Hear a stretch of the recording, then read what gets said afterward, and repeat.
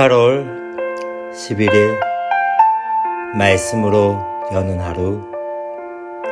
오늘 본문은 이사야 24장 1절부터 13절까지 말씀입니다.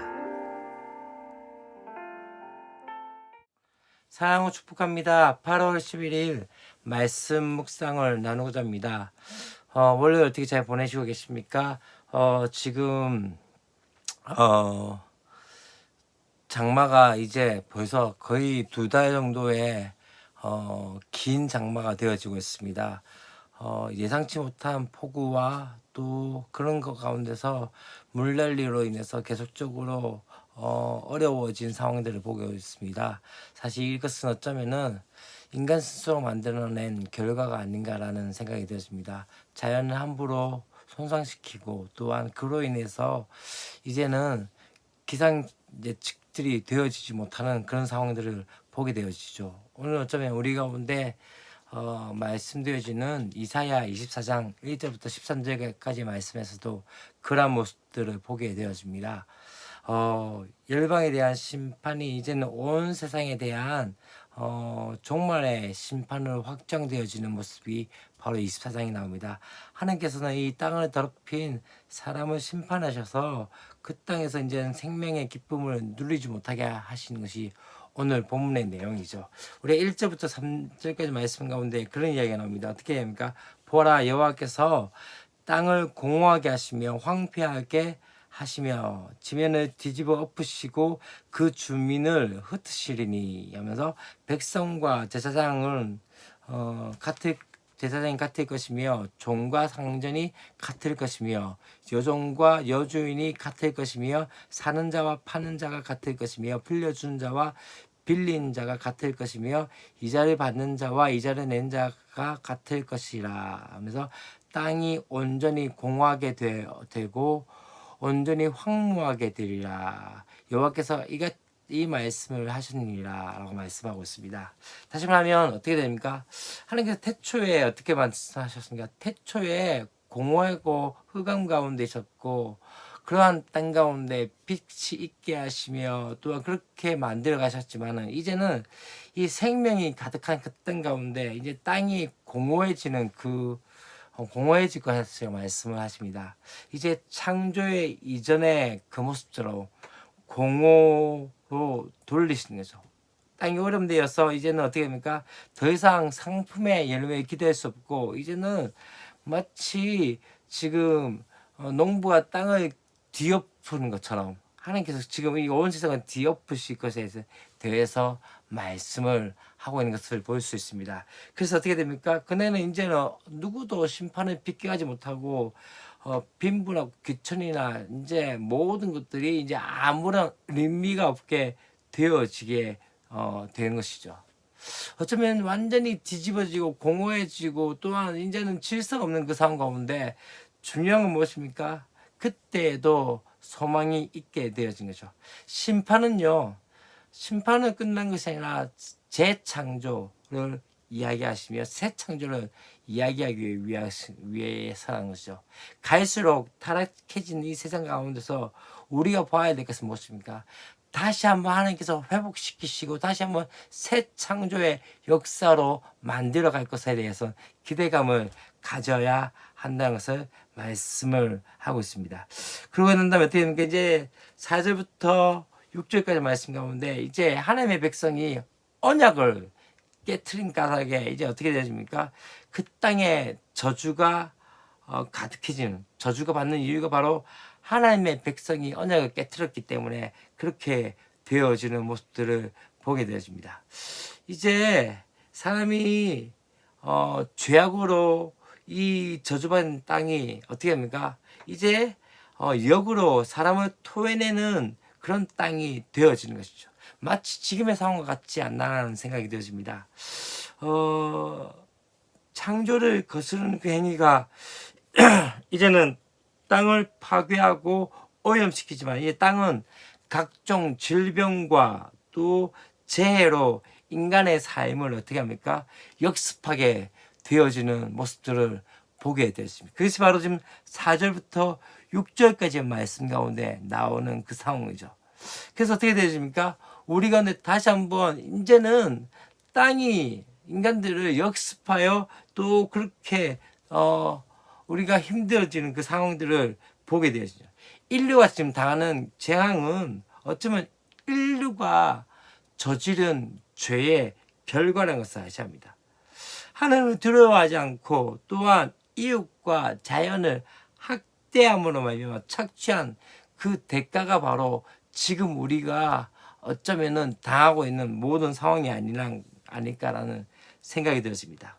그렇기 때문에 이제 어떻게 됩니까?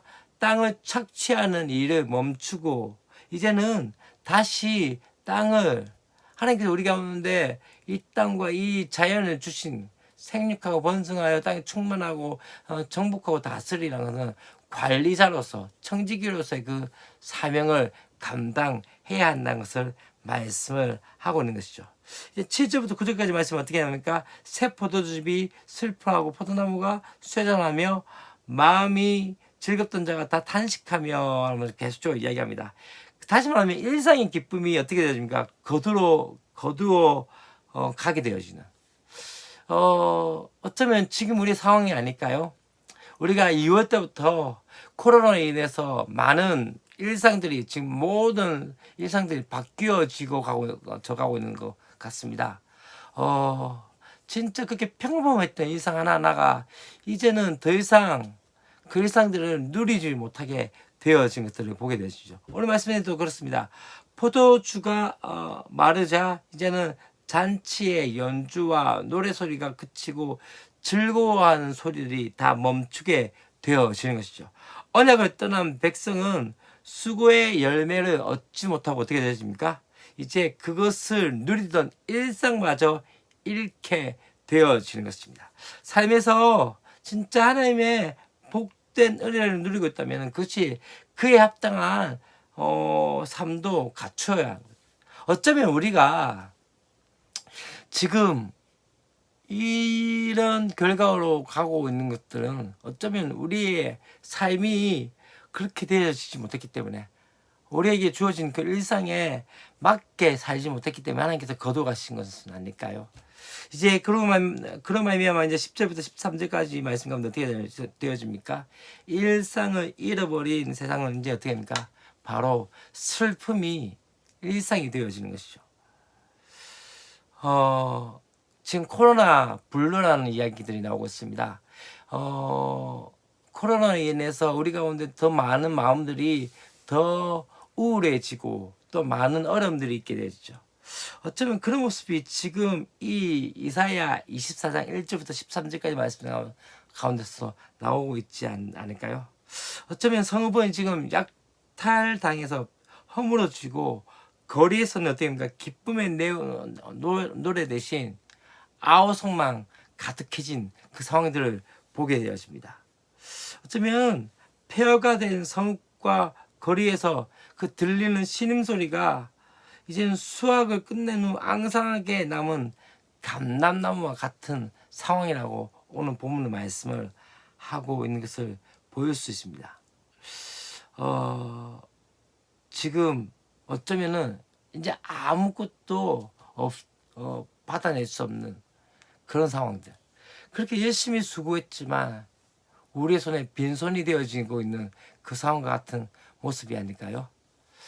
어쩌면은 지금 열방을 심판하신 그 하나님의 모습과 또한 종말의 모습 가운데 어쩌면 지금 우리의 상황과 같지 않나라는 생각이 들어집니다. 그러나 중요한 건 무엇입니까?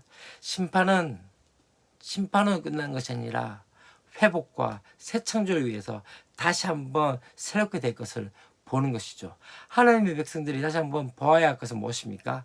이 심판 가운데 또 이 어려움 가운데 하나님께서 다시 한번 새 창조의 역사를 만들어 가실 것에 대해서 기대하며 기도하며 나가야 되는 모습이 아닌가라는 생각이 들었습니다. 오늘 우리의 삶 가운데서도 지금의 천재지변과 또한 많은 상황들을 바라보면서 거기서 심판으로서만 이야기하는 것이 아니라 다시 한번 새 창조와 또한 회복을 시키신 하나님을 기대하며 나가는 저와 여러분이 되었으면 좋겠습니다. 기도하겠습니다. 하나님 아버지, 어쩌면은 지금의 천재지변과 많은 어려움들이 마치 이사야 24장에 나오는 본문의 내용과 비슷한 것들을 바라봅니다. 하나님의 언약의 백성들이 그 언약을 어김으로 말미암아 깨트림으로 말미암아 이 땅이 저주를 받았고, 또한 저주받은 땅이 도리어 이제 인간에게 다시 한번 상처를 주고 질병을 주고 또 많은 어려움들을 주고 있는 그 상황들이 지금의 모습과 같지 않나라는 생각이 들었습니다. 주님, 이런 상황 가운데 다시 한번 하나님 은혜를 구하며 긍휼을 구할 수 있는 역사들이 있게 하여 주시옵소서. 오늘 하루의 삶 가운데서도 다시 한번 하나님의 긍휼을 구하는 기도가 우리의 삶 가운데 일어나도록 도우시고 함께하여 주시옵소서. 주 예수 그리스도의 이름으로 기도합니다. 아멘.